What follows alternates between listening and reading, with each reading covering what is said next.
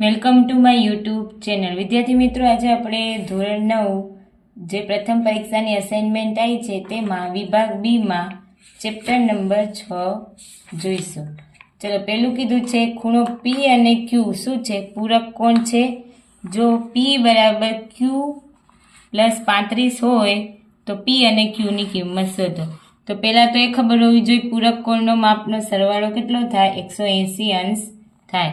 તો અહીંયા લખીએ ખૂણો પી વત્તા ખૂણો ક્યુ બરાબર 180 અંશ. હવે આપણે ખબર છે ખૂણો પી બરાબર શું છે? ખૂણો ક્યુ વત્તા 35 અને અહીંયા ખૂણા ક્યુનું તો ખૂણો ક્યુ એમને એમ રહેશે બરાબર 180 અંશ. ચલો, આ ક્યુ છે અને આ ક્યુ છે, બે ક્યુ થયા. ક્યુ વત્તા ક્યુ કેટલા થયા? 2 ક્યુ વત્તા 35 બરાબર 180. ચલો, 2 ખૂણો ક્યુ 180 માઇનસ 35 થશે ને, 180 માઇનસ 35. તો આપણે શું જવાબ આવશે? જો 10 માંથી 5 જાય તો 5, અહીંયા 7 માંથી 3 જાય 1 2 3 એટલે 4 અને 1 એટલે 145. ખૂણો 2 ક્યુ. હવે આપણે ખબર છે ક્યુની કિંમત શોધવા, બે ગુણાકારમાં છે, આ બાજુ આવશે તો ભાગાકારમાં.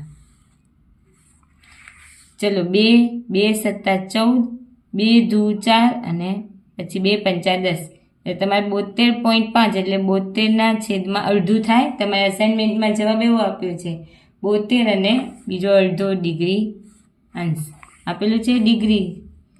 ચલો, તો હવે ક્યુ આવ્યું, આપણે ખબર છે. હવે ખૂણો પી બરાબર ક્યુ કેટલો મળ્યો?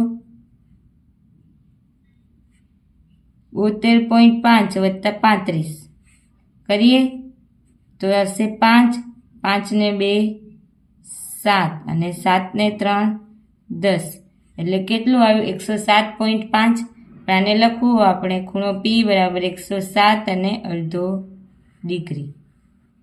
આવી રીતે તમને બે ખૂણા મળી ગયા.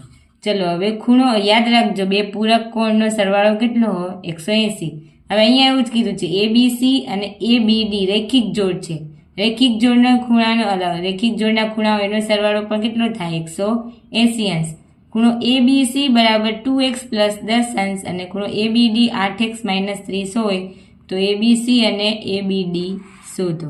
ચલો, તો આપણે ખબર છે એબીસી વત્તા ખૂણો એબીડી બરાબર 180 અંશ. કેમ? રેખિક જોડના ખૂણાનો સરવાળો એટલો થાય એટલે 2x વત્તા 10 વત્તા 8x માઇનસ 30 બરાબર 180. જો આ 2x અને આ 8x કેટલા થશે? 10x થાય અને આ 30 માઇનસ છે એમાંથી 10 જાય તો 30માંથી 10 જાય તો 20, પણ મોટા 30 છે એટલે એની નિશાની બરાબર 180 અંશ.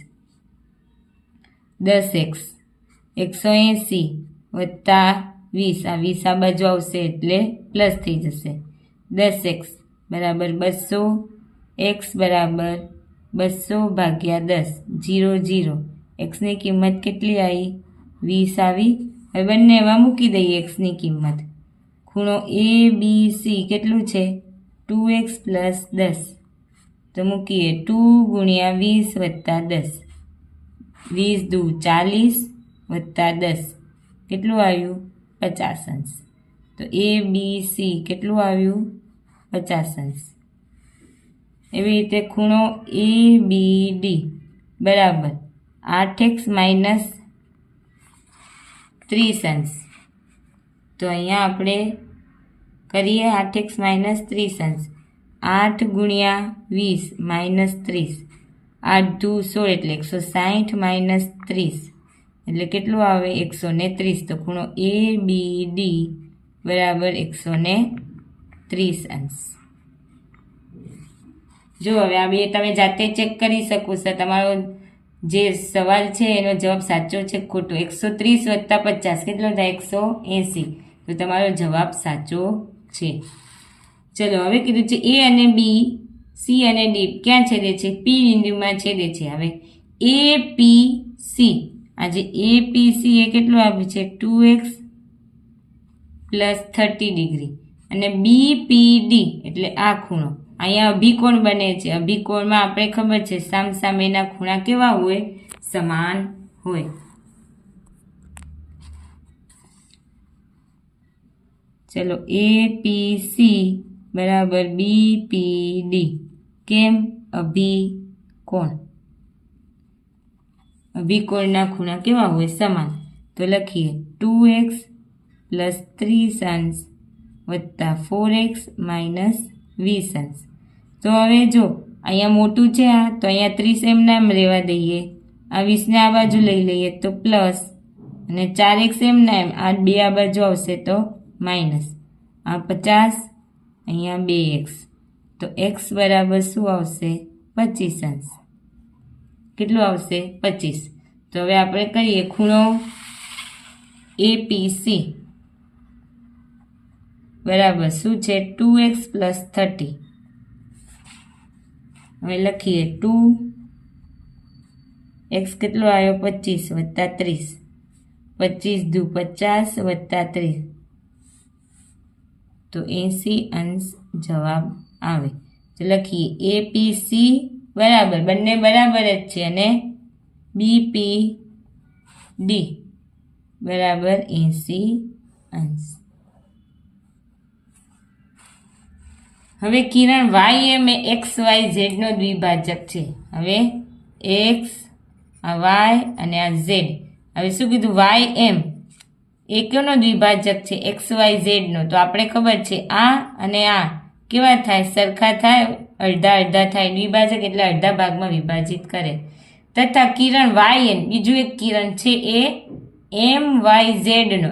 MYZ એટલે અહીંથી આપણે એક કિરણ દોરવાનું. કયું દોરવાનું? YN થયું.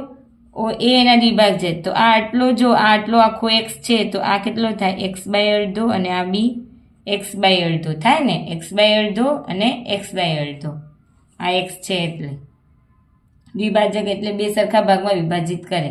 હવે આપણે કીધું છે XYN, આટલું આ x y અને n, આટલો ભાગ XYN એ 45 આપેલો છે. તો જો આપણે ખબર છે ખૂણો XYN કયા બે ખૂણાથી બનેલો છે? તો XYM અને MYN. તો લખીએ XYM વત્તા ખૂણો MYN. હવે આ આપણે 45 અંશ આપેલો છે. XYM કેટલો છે? x છે આટલો, અને MYN આ છે MYN કેટલો આવ્યો? x/2 તો વત્તા x/2. આમ તો x છે પણ આપણે પછી એનો બી દ્વિભાજક કીધો છે એટલે x/2 આવ્યો. હવે અહીંયા 45 એમના એમ આપણે XYZ શોધવાનું. અહીંયા લસા લઈએ એટલે 2x પ્લસ x એટલે કેટલું આવશે? 45 અંશ 3x/2. 45 ગુણ્યા 2, 45 દુ 90, 90 છે, અને 3 ભાગાકારમાં આવશે પછી એટલે 30. તો x બરાબર કેટલું આવ્યું? 30 આવ્યું. હવે જો આ 30 હોય તો આ બી x કેટલો થાય? 30 થાય. આ 30 અને આખો x પણ કેટલો થાય? 30. તો હવે આપણે કીધું છે XYZ. તો હવે XYZ એ x અને x થી બનેલો છે, x વત્તા x એટલે 30 વત્તા 30 કેટલો થશે? ખૂણો XYZ બરાબર 60 અંશ થશે. હવે કીધું છે ખૂણો A અને B કોટિકોણ છે. તો કોટિકોણનું માપ આપણે ખબર હોવી જોઈએ કેટલું થાય? જેમ પૂરક કોણનું માપ 180 અંશ થાય એમ કોટિકોણનું માપ 90 અંશ થાય. તો લખીએ ખૂણો A વત્તા ખૂણો B બરાબર 90 અંશ. એ શું છે? x પ્લસ 20 અને x માઇનસ 10 અંશ 90. હવે અહીંયા x અને x કેટલા થાય? 2x. 20માંથી 10 જાય તો પણ વત્તા 10, કેમ? મોટા 20 છે એટલે 90. 2x 90 minus 10, 2x 80. એક્સ બરાબર 80/2 એટલે 40. એક્સની કિંમત કેટલી આવી? 40 આવી. તો મૂકીએ આપણે એક્સની કિંમત. ખૂણો એ બરાબર એક્સ વત્તા 20. તો એક્સની કિંમત 40 વત્તા 20. તો એ બરાબર 60. તો ખબર છે બી બરાબર તો 30 જ આવશે. ખૂણો બી બરાબર એક્સ માઇનસ 10. એક્સ કેટલો છે? 40 માઇનસ 10.